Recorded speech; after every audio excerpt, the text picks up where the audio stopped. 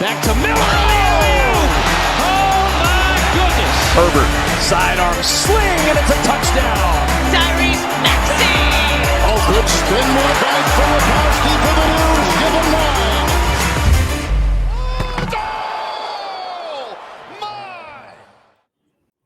Hello, everybody, and welcome back to the Beef Up Front podcast here on Pick Swap Media. Your host, Ryan Coyle, joined alongside Kevin Cannon for our weekly show, NFL Big 5 Games of the Week, the Week 2 edition. After a pretty crazy Week 1, we saw some big-time upsets. We saw the Lions go into Arrowhead and win. We saw the Cowboys beat the Giants 40-0. There were some crazy games and some head-scratchers across the league. That Browns Bengals 24-3 game. Joe Burrow threw for like 82 passing yards. It was just a pretty wild Week 1. A lot of weather, I think, impacted that. But, Kevin, anything you want to add before we head into Week 2, kind of just recapping Week 1? Yeah, no, there was definitely a lot of crazy games. I was looking at the slate this week. I don't know if there's going to be as many low-scoring games with high-scoring outcomes too. All right, Week 1, I shit the bed completely. I've been killing it in college football, but I got off to a terrible start for the NFL.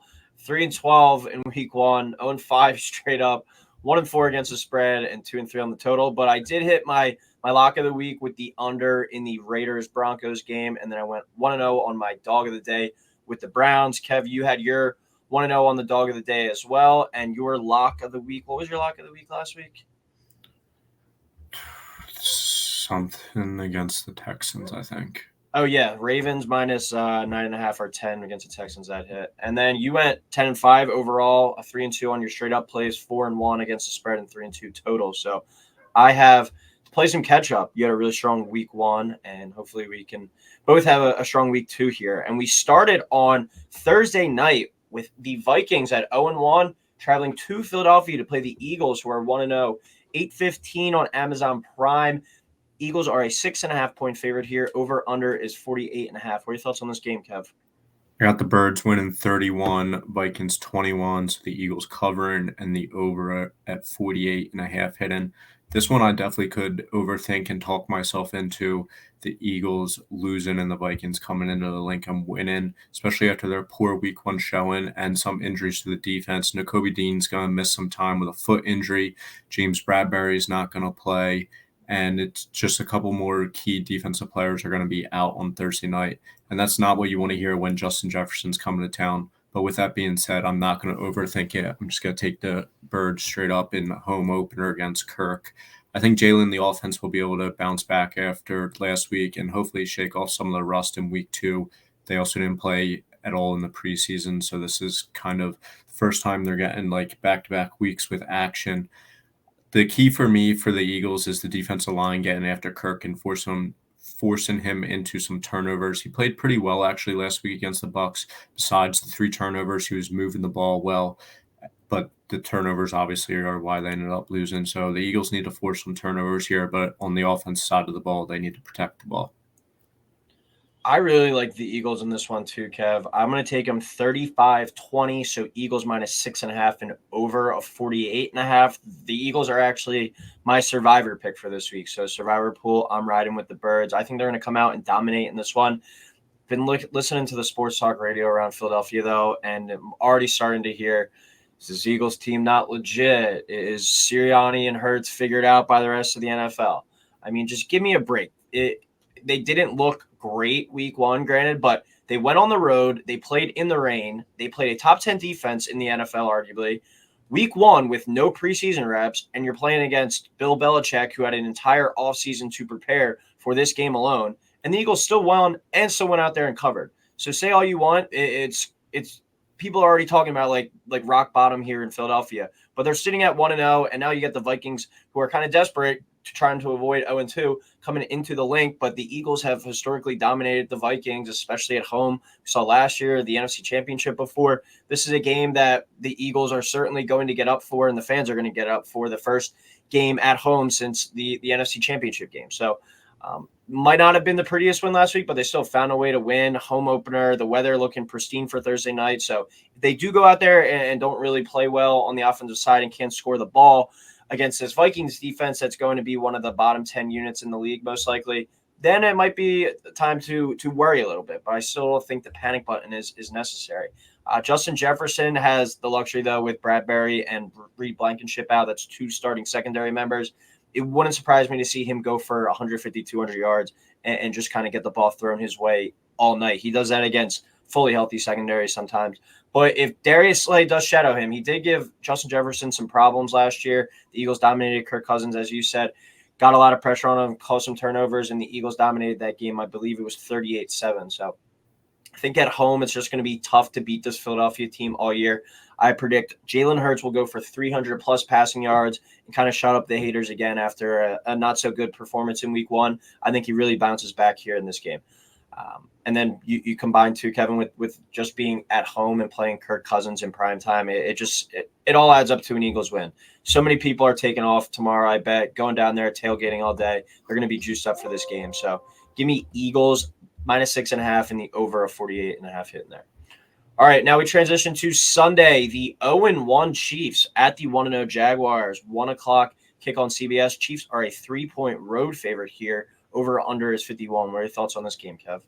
I got the Chiefs winning 27, Jags 23, Chiefs -3, and the under of 51. You wouldn't be a very rich man betting against Pat Mahomes and the Chiefs. I did struggle with this game, though, because the Chiefs do seem a little bit vulnerable right now, and the Jags do seem to be ascending in the AFC. But with that being said, the Chiefs still have Mahomes. Chris Jones is back, and it's trending towards Kelsey being able to play with that bone bruise in his knee. The Chiefs the Chiefs loss last week against the Lions was literally, if they had anyone else playing wide receiver instead of Kadarius Toney, they would have won the game. Andy Reid with extra time to prepare because they played on Thursday last week, going up against his former assistant. I'm just going to go with the Chiefs here. The Jags offense didn't look great against the Colts, and the Chiefs D-line really wasn't the issue last week against the Lions. They did have pressure against Goff, and then they're getting Chris Jones back this week, so that should help. But the Jags guard, Brandon Sheriff, also got injured last week with an ankle injury, and he might be unavailable to play this week or limit his play. So I think the Chiefs' defensive line is actually going to have a pretty big impact in this game, and I think Mahomes rebounds and the Chiefs win on the road. Yeah, I can already see it like next week on Sunday or Monday, whenever I evaluate this game. I can already see me regretting taking the Jaguars and being like, why did I think the Chiefs would fall to 0-2? But just in the moment, based off watching both these teams last week, it looked like the Jaguars were a better team. I know you said getting some reinforcements back this week for Kansas City, but the Jaguars did impress me a little bit in that 1 o'clock window. I'm going to go Jags 28, Chiefs 24. So Jags plus the 3 with the outright win there and over 51. Really dumb move to take the Chiefs to fall to 0-2, but like I said, I'm just going to do it here. I know despite the hard play, Kadarius Toney, they still had a chance to win in Week 1. But I just wasn't impressed with their play outside of Mahomes. You touched on Chris Jones coming back, potentially Travis Kelsey coming back, but it's going to take time to get Chris Jones in football shape, miss the entire training camp. And then Travis Kelsey, if he does return, I think the Chiefs are still going to side on the side of caution in this one with that knee injury, just kind of ease him back into it. And Travis Kelsey's still like a guy that I don't know if you could just go out there and he plays 50%. He's a guy that's going to go balls to the wall the whole time. So I think if I had to pick right now, they might lean to just leave him out, and then hopefully he's 100% for Week 3. But regardless, if either of those guys come back, they're not going to be in tip-top shape, I think.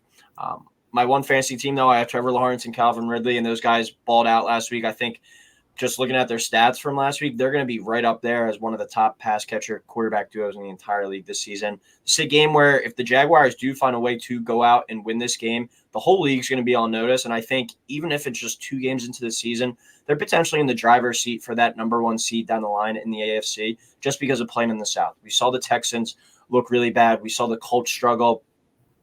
And then the Titans didn't look too hot either. This is the Jags division to lose. And all things shake right, this could be like a 13-win team potentially getting that 1 seed. You beat the Chiefs here, get another tiebreaker advantage down the line. I think this is a really big game early in the season, and the Chiefs want to avoid that 0-2. I believe it's only 11% of teams that have ever started 0-2 have gone on to make the playoffs. So I think we could see the Chiefs start slow this season, kind of finding their footing with some new pieces, but over the second half of the season, kind of pick it back up with all their horses back. But I'm going to take the Jags here early in the season in Week 2. So plus the 3 and over 51. Third game of the week, looking at the Week 2 slate, back there in week 1 and kind of peeking forward to maybe what games would be on the week 2 slate. I didn't think this one would be on there, but the Packers at 1-0 at the Falcons 1-0, 1:00 kickoff on Fox. Packers are a road 1-point favorite here. Over under is 41.5. So I got the Packers 21 in a close one, Falcons 20, and the under of 41.5 hidden. You were saying this, you weren't really anticipating this game being here, and I wouldn't either, but I think it could end up being a really fun game. Both teams, you don't really know what to expect. You're trying to still get a read on what either of them are. The Packers have a pretty solid defense, and Jordan Love played not really well, but pretty well in week 1 against the Bears. His completion percentage wasn't the best, but he was moving the ball, and he threw a couple touchdowns. The Falcons' offensive weapons are top-notch, and Desmond Ridder just needs to get the ball in their playmakers' hands. They have studs at every skill position, running back, tight end, and wide receiver. I think the Packers are a little more of just a balanced team, though, and that's why I'm picking them here. I could see this game going either way, though. I'll go against you here, Kev. I'm going to take the Falcons at home 26-23, so Falcons +1 over 41.5 hitting there. Packers looked sharp in week 1. I think a lot of people are picking them to finish 3rd or 4th in that division, maybe the Bears to be one of the surprise teams, and the Packers went into Soldier Field and really dominated the Bears. And then the Falcons, albeit against the Panthers and Bryce Young's first start, they still found a way to win at home, and we saw some flashes from some of those young guys. And as I touched on this in the offseason, Desmond Ridder throughout college just found ways to win. He's 3-2 so far as a starter in the NFL. If he can just be a game manager, kind of like you were saying, be like an Alex Smith type quarterback, I could definitely see this Falcons team with all the talent around him on the offensive side be a playoff team this year. That's why I picked them to win the NFC South. But with a strong road start and a win here, the Packers could really raise some eyebrows too, and just maybe it still is their division to lose at the end of the day. But I'm super excited to see this young Falcons offense continue to grow together. But they have to find ways to get Drake London and Kyle Pitts more involved in the passing game, I think, to be a legit playoff threat. And outside of Love, the Jordan Love, the Packers are a much more established team with veterans all over the place and a really good backfield with Aaron Jones and A.J. Dillon. So like you're saying, this Packers team might be a little bit more established, but I think the Falcons are an up-and-coming squad. And at home, I think it's going to be a big opportunity to kind of take down one of the better teams in the NFC from the past 20 years and kind of make a statement that they are a legit threat in the division. So I'm going to go with the Falcons here at home. I picked them to win the NFC South, and these kind of toss-up games where you can see going either way. If you want to be a division winner, you got to win them at home. So give me the Falcons, and Drake London redeems himself this week. 50-plus yards and a touchdown is my prediction for him. He gets involved going this week against this Packers defense. All right, 4th game of the week, we go to the AFC North, the 1-0 Ravens at the 0-1 Bengals. Bengals maybe the most disappointing team outside of the Giants in week 1. 1:00 kick here on CBS. Bengals are a 3-point favorite at home. Over-under is 45.5. I got the Bengals 24, Ravens 17, so Bengals -3 and the under at 45.5. At first glance, I was going to pick the Ravens, but I just kept thinking about it, and I just think with all the injuries that they had, it's going to be the Bengals game to lose. They're starting corners out for a few weeks. Linderbaum, Stanley, and Pumpernickel on the offensive line are banged up and may not play this week. I saw a report that John Harbaugh said they're week to week, so it's not even day to day, week to week. Not a good outlook. J.K. Dobbins is done for the year. I think the Bengals rebound at home here after super disappointing in week 1. The Ravens' offense did look decent in week 1, but I don't think it's anything the Bengals can't slow down or if they need to match with Joe Burrow and all their offensive weapons. So I think the Bengals are going to be ready to go here and take the W. I'm going to go with the Ravens here on the road with the outright win, 27-24. So give me Ravens +3 and over 45.5.